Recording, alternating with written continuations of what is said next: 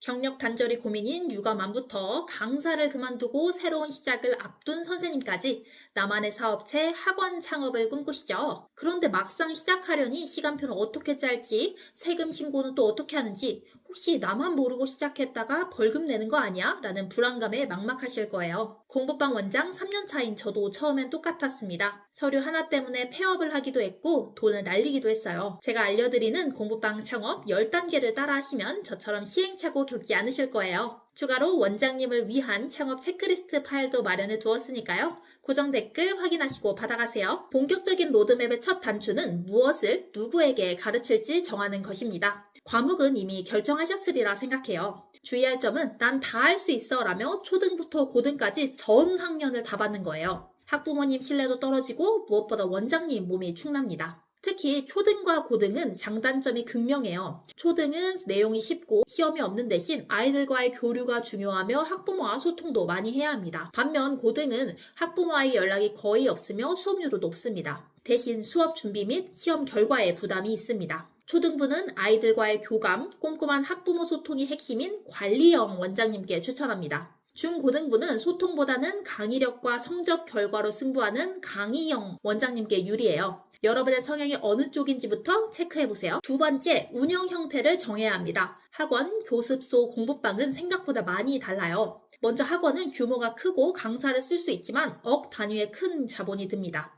교습소는 크기가 학원보다 작아요. 강사 채용이 불가하며 보조 선생님만 채용할 수 있죠. 반면 공부봉은 내가 사는 집에서 시작합니다. 주거지에서 하기 때문에 일과 삶이 분리가 안 되고 모집에서도 한계가 있습니다. 그러나 초기 비용이 거의 없고 리스크가 제로에 가깝다는 장점이 있습니다. 실제로 제가 창업하며 쓴 비용은 약 800이었어요. 여기에는 초기 홍보비, 가구, 비품, 교재비가 싹 다 들어있습니다. 저는 교재가 메인이라 몇백 권의 책을 사야 해서 자본금이 다른 분들보다 더 든 편이에요. 여기서 본인만의 기준을 세우면 현명하게 지출을 하실 수 있습니다. 저는 책상과 의자는 새 걸로 세련된 걸 샀어요. 학원의 이미지를 결정하기 때문입니다.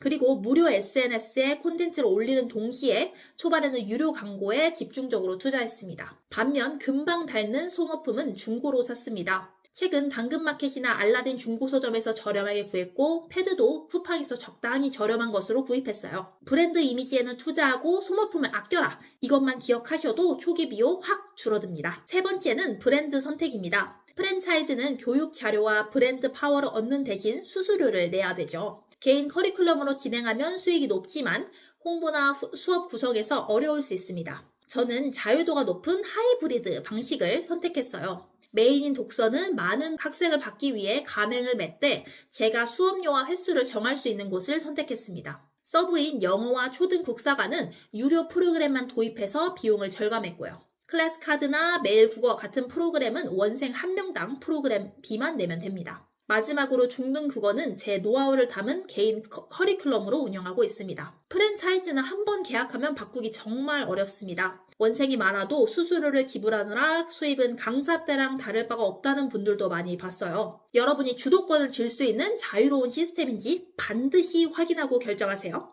이제 정말 중요한 어디서 할 것인가입니다. 한국에서 가장 유명한 돈가스집 연돈도 방송을 타기 전엔 입지 때문에 적자였다는 사실 아시나요? 공부방도 똑같습니다. 일단 아이들이 와야 입소문이 납니다. 고려할 점 첫 번째는 학교와의 거리입니다. 중고등학생은 멀어도 오지만 초등학생은 아닙니다. 단 10분 거리라도 중간에 큰 대로가 있으면 부모님들은 보내지 않아요. 학교가 가까운 아파트 단지가 베스트입니다. 두 번째는 학생 수입니다. 아파트가 4,000세대면 뭐하나요? 노인 가구가 많으면 소용없습니다.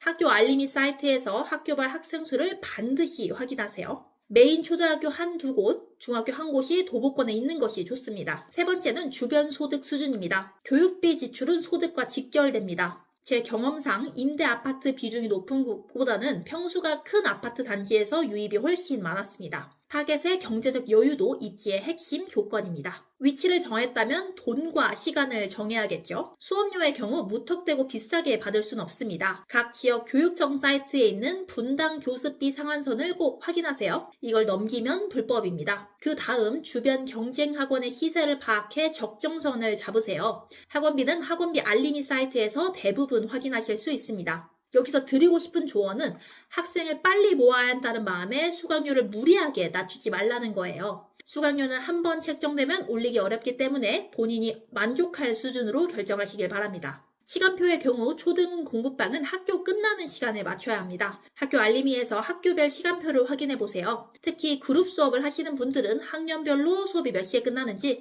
방과후나 태권도 학원은 몇 시에 끝나는지 꼭 확인하셔야 합니다. 그 다음은 커리큘럼입니다. 공부방 원장님들의 최대 고민, 강의식이냐 개별 진도냐일 텐데요. 강의식은 선생님 입장에서 가르치기 편하지만 다른 학원 시간표에 밀려 학생 모집이 어렵다는 치명적인 단점이 있습니다.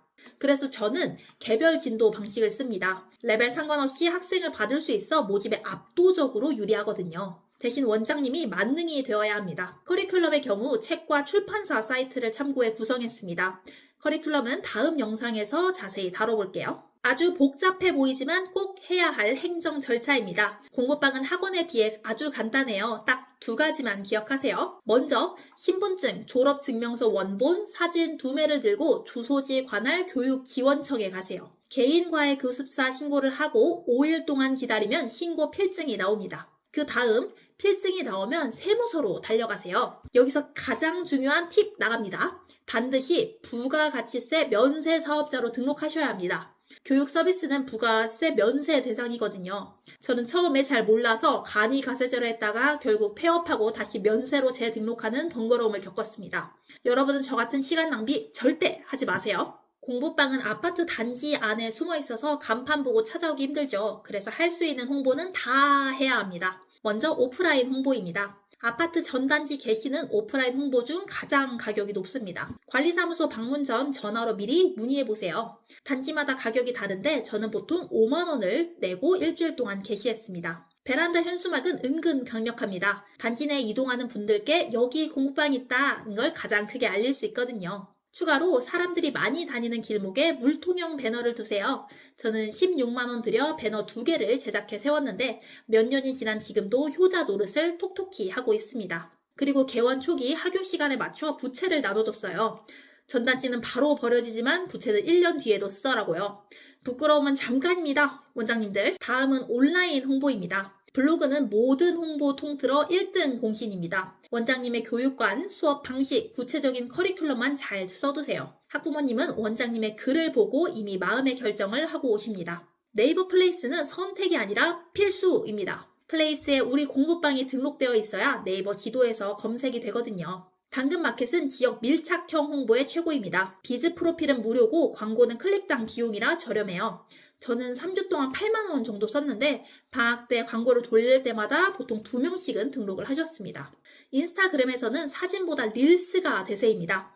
캡컷 같은 앱으로 1분 내외의 짧은 영상을 만들어 올리면 노출량이 훨씬 좋습니다. 원장님들, 이제 정말 문 열기 직전입니다. 3가지만 꼭 챙기세요. 첫째, 사업용 자금과 개인 자금을 분리하기 위해 사업용 계좌를 만드는 것이 좋습니다. 국세청에 사업용 계좌를 등록해두면 사업 비용만 거래된 계좌이기에 비교적 유리하게 사업 비용을 인증받을 수 있습니다. 둘째, 결제 수단 마련입니다. 여러 서비스가 있는데요. 저는 결제 선생을 활용하여 비대면으로 카드 결제를 받습니다. 계좌 이체를 하는 분들께는 현금 영수증을 발행해 드립니다. 셋째, 투넘버 서비스입니다. 저는 제 개인 번호를 공개했더니 일상과 삶의 경계가 무너지더라고요. 원장님들은 꼭 서비스 가입해서 번호 분리하시길 바랍니다. 그리고 비품 미리 구입하시고 상담에서 쓸 자료들도 미리 제작해주세요. 여기까지가 제가 공부방을 창업하며 겪은 모든 과정입니다. 내용이 너무 많아 막막하시죠? 그래서 제가 공부방 창업 10단계 노션 체크리스트를 만들었습니다.